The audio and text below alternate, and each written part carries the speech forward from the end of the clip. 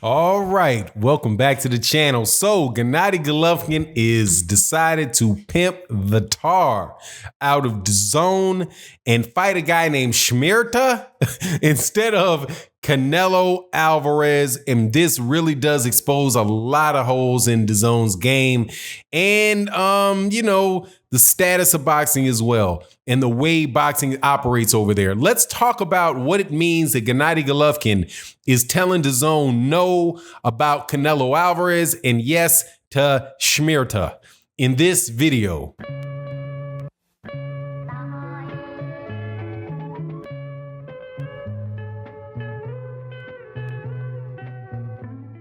All right, welcome back to the channel. So Canelo Alvarez is the biggest name in boxing. He is the face of boxing. He was the biggest pay-per-view star in boxing. He's the biggest star since Floyd Mayweather Jr. retired, and anybody and everybody wants a piece of the money man. If only that was true, because apparently it's not. Gennady Golovkin is thumbing his nose at Canelo Alvarez and Dazn by saying that he is going to sit still and fight the guy that he intended to fight, Shmirta, before he agrees to a trilogy fight with Canelo Alvarez. Let's talk about that. Before I do though, special thank you to everybody that comes and watches the videos on a daily basis that we do at 1. We put them up at 1:15, 3:15, 5:15, and 8:15. Pretty much Monday through Sunday. I'm a boxing addict. Love it. Do it early in the morning. Get them up. And I appreciate you guys watching and talking and chopping it up with boxing with me. And also everybody that's a member of the channel and a member of Patreon and support during the live streams. So why is it that Gennady Golovkin would turn down Canelo Alvarez? Inquiring minds want to know. Now, first things first, just in case you guys do not recall, Gennady Golovkin and Canelo Alvarez have a very antagonistic relationship. They do not apparently like one another, and it comes from the fact that they have already fought 2 times. The first time, Gennady Golovkin felt like he was ripped off in a fight that he won and Canelo Alvarez should have lost. That was called a draw. There was a big issue in that fight related to a scorecard from Adelaide Bird where she scored the fight 118-110 for Gennady Golovkin, when many people that watched the fight at home and in the arena thought that Gennady Golovkin won. Personally, I think that the draw was a good call. I had Canelo Alvarez winning because I think Gennady Golovkin was missing a lot of shots. But anyway, that was the beginning of the bad blood. Gennady Golovkin felt as if he got messed over. And a lot of people, who were, I won't get into that, but Gennady Golovkin fans are a special species of fight fan, and I don't get along with them too well. So I wasn't feeling anything for Gennady Golovkin in that because I thought Canelo Alvarez won the fight. But then, before the second fight, Canelo Alvarez pops dirty for Combuterol. And there the tables should have turned. But the fight was canceled or delayed, and Gennady Golovkin was out of his fight, out of his big pay-per-view fight. He winds up fighting somebody, somebody else in the interim, and then has the fight later that year. And then he loses. And he loses in what I consider, what should be a little bit of humiliating fashion for Gennady Golovkin, because he was talking all that smack about fighting Mexican style, big drama, Mexican style. And then he went in and fought on the back foot because Canelo's told him, yeah, okay, you want to fight in the middle of the ring? I'll fight you in the middle of the ring. He walked right to the middle of the ring and beat up Gennady Golovkin. Gennady Golovkin couldn't land straight shots on him to save his life. And Canelo Alvarez wins that fight. And yet some Gennady Golovkin fans still find a way to act as if Gennady Golovkin should have won that fight. So anyway, and Gennady Golovkin feels like he should have won that fight. I don't get it. But so Gennady Golovkin is a scorned lover 2 times, right? Now, is that the reason why he's messing over Canelo Alvarez in a trilogy fight and fighting Shmirta? Ostensibly, yes. That's what Gennady Golovkin is saying. He's saying that, well, Canelo Alvarez didn't want to have this fight in May. We were supposed to have it in May, but he wanted to push it to September. And I had another fight that I scheduled to take against Schmierta. And so I'm taking this Schmierta fight when we come up off of this hiatus, and Canelo Alvarez has to wait. Now, it seems like a game of, just thumbing your nose at Gennady Golovkin.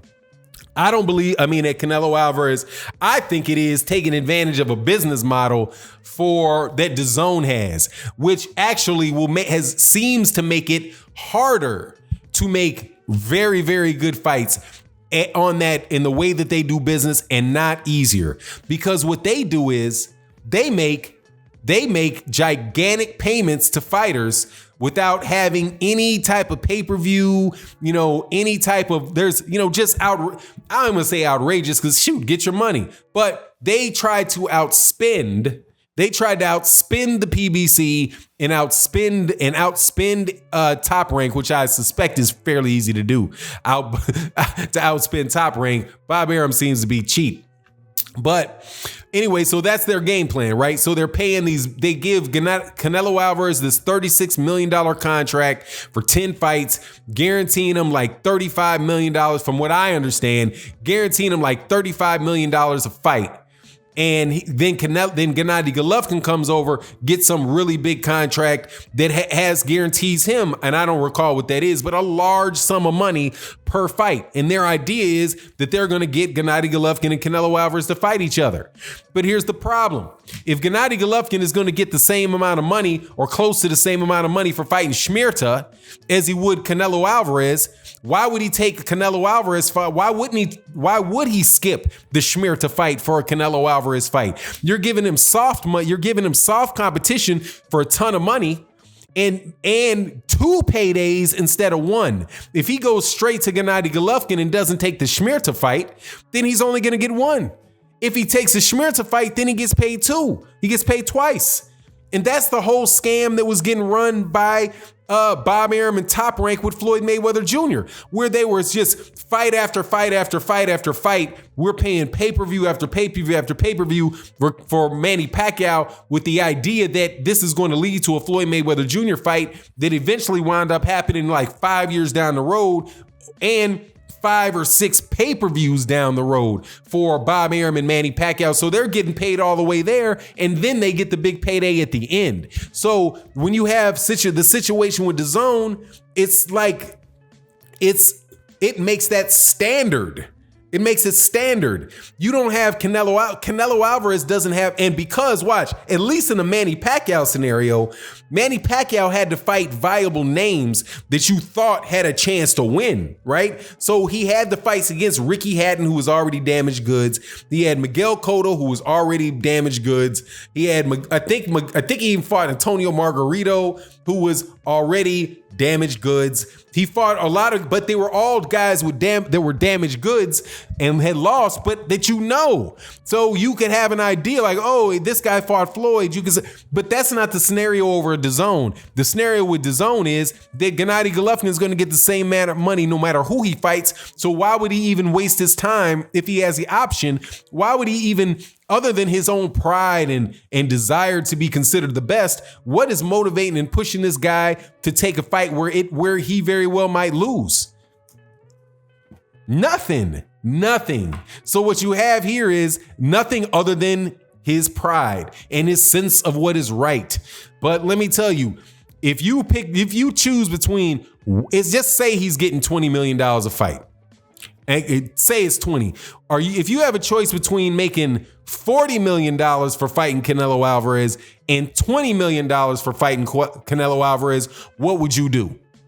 You would obviously take the $40 million to fight Canelo Alvarez. And that's what Gennady Golovkin is doing.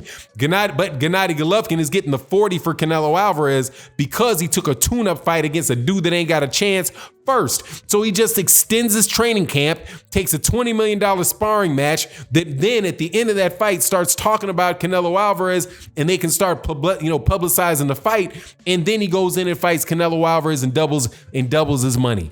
That's the problem with this fight, and that's what I think Gennady Golovkin is doing to Canelo Alvarez. I think that he's snubbing his nose. I think he is snubbing his nose at Dazn, not snubbing his nose at Dazn, but taking advantage of the financial situation that Dazn put in place. And he's also telling Canelo Alvarez as kind of like as a motion, like, hey man, I don't need you like that. So just so you know that if you're not reasonable in these negotiations, man, I'm gonna fight somebody else. I don't need you. So I think that there's some of that. I think that there's some of both. But it is Dazn's model that allows this stuff to happen. If these guys actually had to fight somebody like significant in order to make that money, then Gennady Golovkin might not be in that situation. Say, for example, it wasn't Shmirta that Dazn gave him to fight. It was Demetrius Andrade that they gave Gennady Golovkin to fight.